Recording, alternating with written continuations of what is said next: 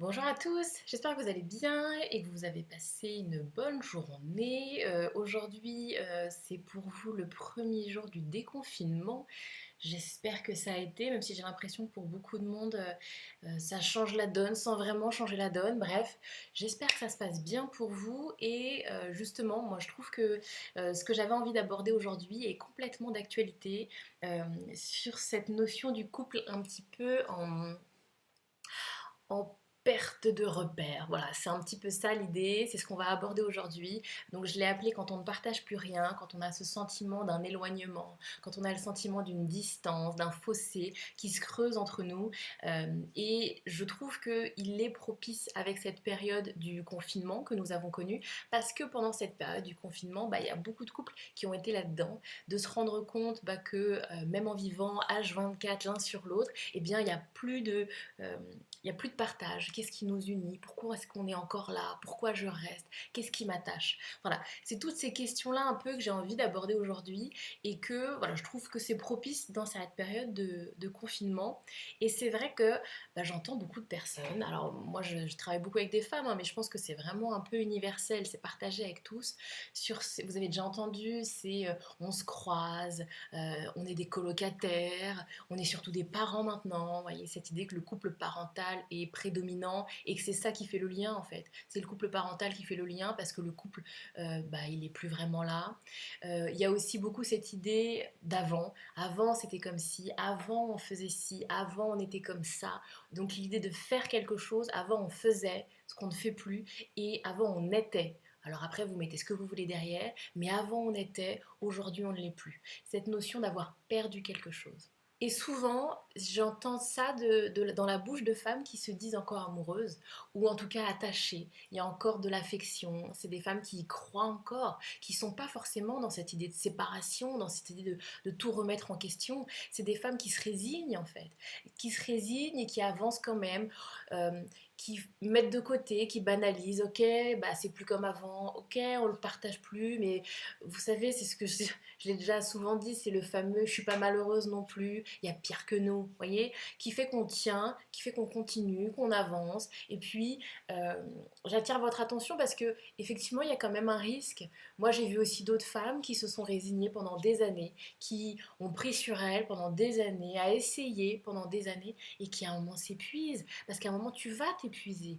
À un moment, ça sera plus possible. Tu en auras marre de toujours être toi à l'initiative, de toujours réessayer encore et que ça n'aboutit pas et ne pas voir de changement, avoir l'impression de faire des efforts et qu'en face il n'y a rien.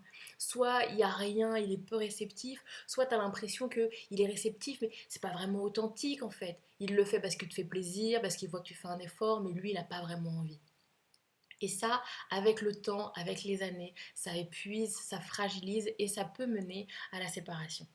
Donc j'espère que tu vois cette vidéo avant, j'espère que tu vois cette vidéo et que tu n'es pas trop découragé, que tu y crois encore assez pour mettre en place des choses, mettre en place des actions. Et c'est ça qu'on va dire... et c'est ça qu'on va aborder dans cette vidéo. Excuse-moi, je parle un peu vite et quand je parle vite, je mâche mes mots. Donc j'essaye de travailler là-dessus.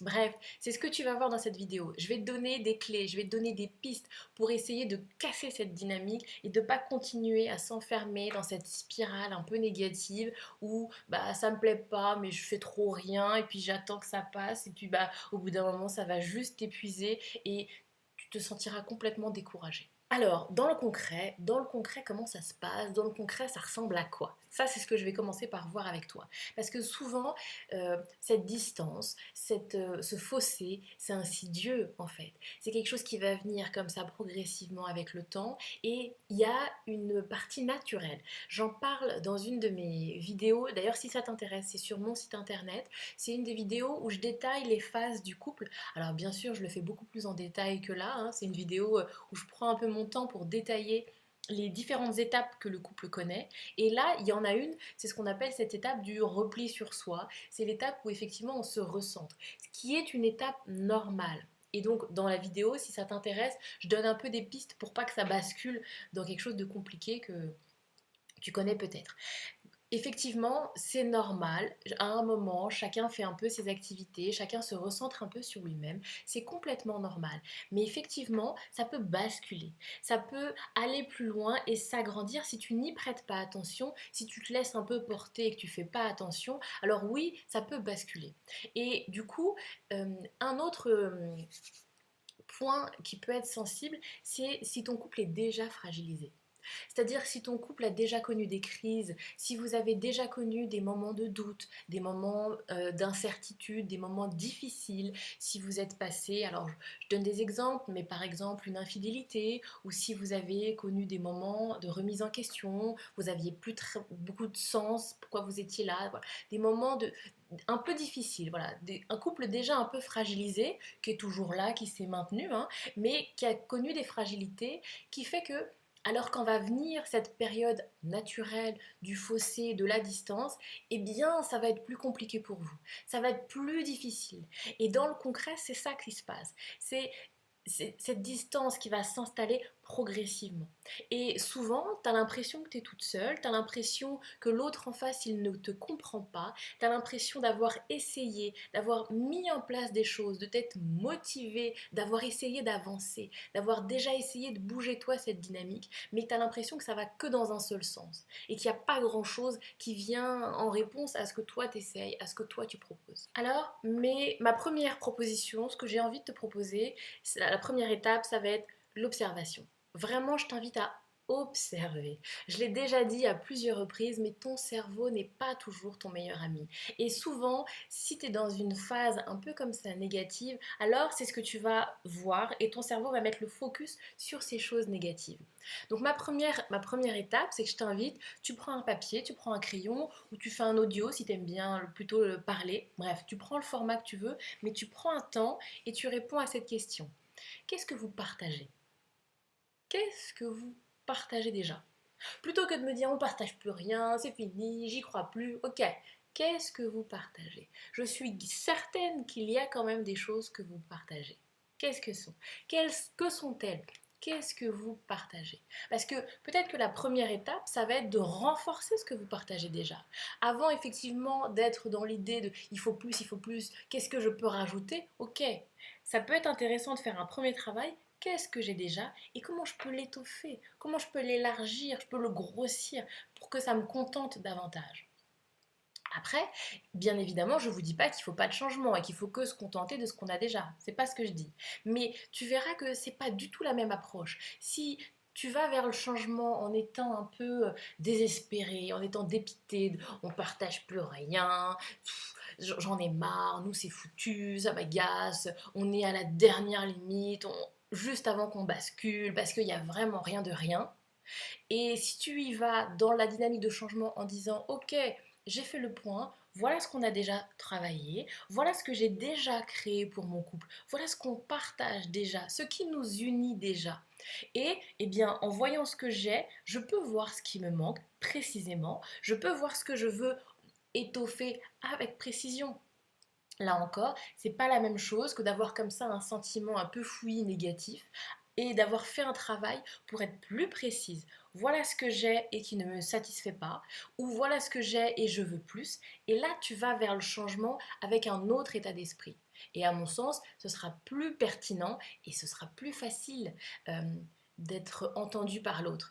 Tu imagines bien que si tu vas le voir en lui disant on partage plus rien, j'en ai marre, et si tu vas le voir en lui disant bah écoute, je vois qu'on a déjà mis ça en place, je vois qu'on fait déjà ça et ça et ça, j'aimerais plus, j'aimerais que ça on fasse un peu plus souvent, c'est pas du tout la même approche et ça va pas être reçu pareil.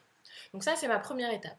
Observe, vois ce que tu as plutôt que ce que tu n'as pas et vois ce que tu veux, vois ce que tu veux renforcer. La deuxième étape, c'est décider. Alors je sais que c'est classique, c'est basique, mais c'est important. Il faut que tu le décides. Si tu restes dans ah j'aimerais tant qu'on soit plus complices, j'aimerais tellement partager plus de choses, bah, tu risques d'attendre longtemps en fait. Tu risques de perdre ton temps et de perdre ton énergie à attendre. Si tu le conscientises, alors tu vas mettre en place de manière consciente et inconsciente des actions en fait. L'idée, c'est vraiment que tu puisses l'ancrer dans ta réalité, que tu l'ancres dans ton quotidien. Pas que ça reste dans les autres sphères là de ton mental, bah j'aimerais bien, il faudrait que. Non, je prends la décision que j'ai envie que ça change. Je prends la décision que je souhaite que l'on partage davantage de choses. Et le fait de le décider, que tu puisses l'inscrire.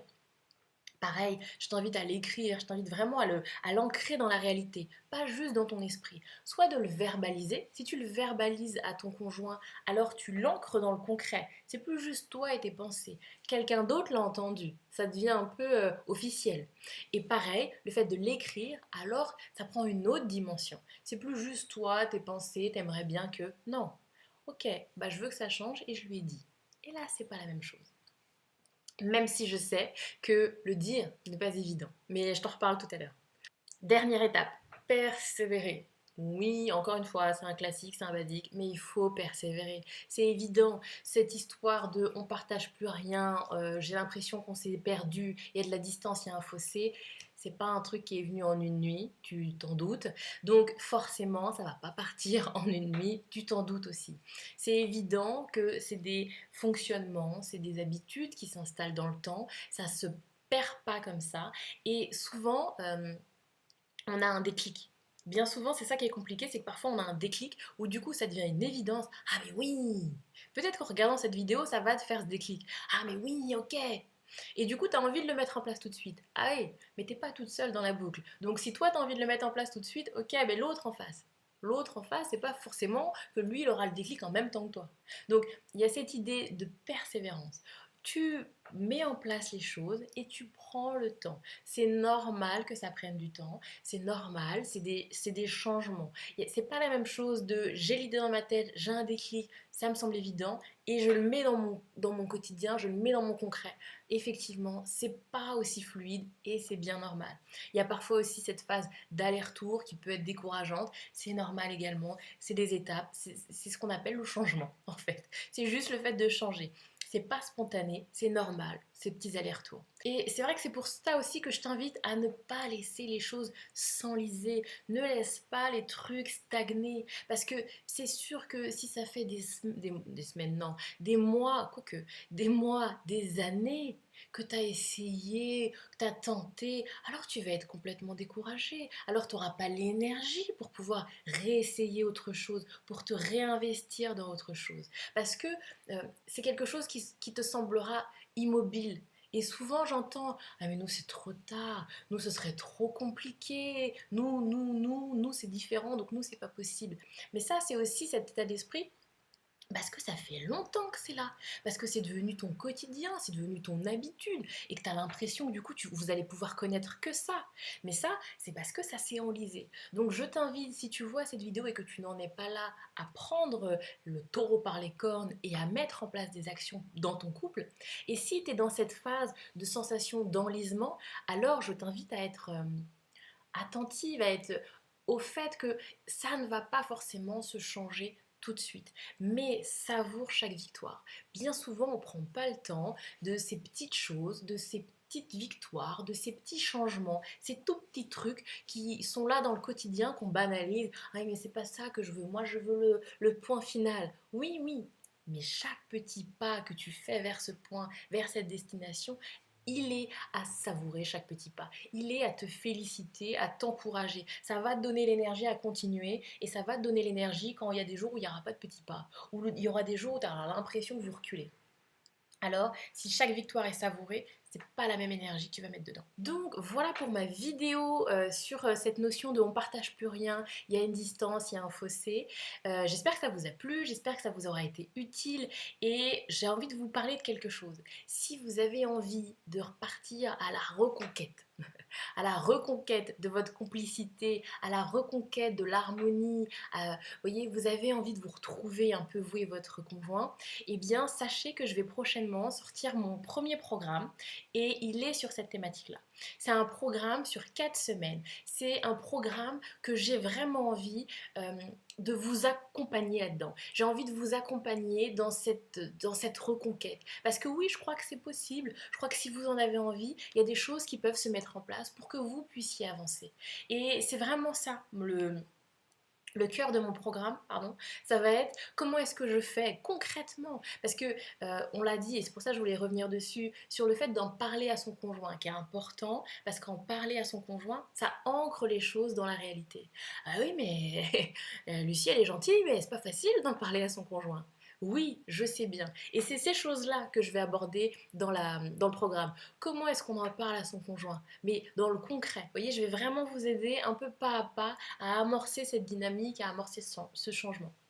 Donc j'espère que ça va vous plaire et j'ai pas de doute, je sais que ça va vous plaire et je sais que ça va vraiment venir répondre à ce besoin que vous avez là. Donc c'est un programme qui sort bientôt. Je vais commencer là, je vais faire des préinscriptions. Et ça va commencer là en fin de semaine. Donc ne vous inquiétez pas, je reviens vers vous. Si vous avez vraiment aussi envie d'être informé des dernières actualités, n'hésitez pas à me dire, vous m'envoyez un petit message et je vous rajoute dans mes contacts pour que vous soyez informés par mail. Donc voilà, si vous avez des questions, si vous êtes intéressé, si vous avez envie que j'aille plus loin, si vous avez envie de mettre en place les choses dans le concret, si cette vidéo vous a donné envie de passer à l'action, alors le programme que j'ai créé, il est exactement pour vous. Parce qu'il va vous aider, parce que là encore une fois, c'est ce qu'on disait tout à l'heure, il y a le déclic, ok. Et une fois on a fini la vidéo et qu'on est là dans son quotidien, dans sa réalité, ok, bon et moi, comment je fais? Et moi avec mon conjoint, moi, comment on fait? Et donc c'est ça que j'aborde dans mon programme. Donc je m'arrête là, je crois que j'ai fini. Je vous souhaite plein de bonnes choses pour cette nouvelle étape que nous allons tous ensemble traverser. J'espère que cette vidéo vous aura bien plu et puis je vous dis à très vite.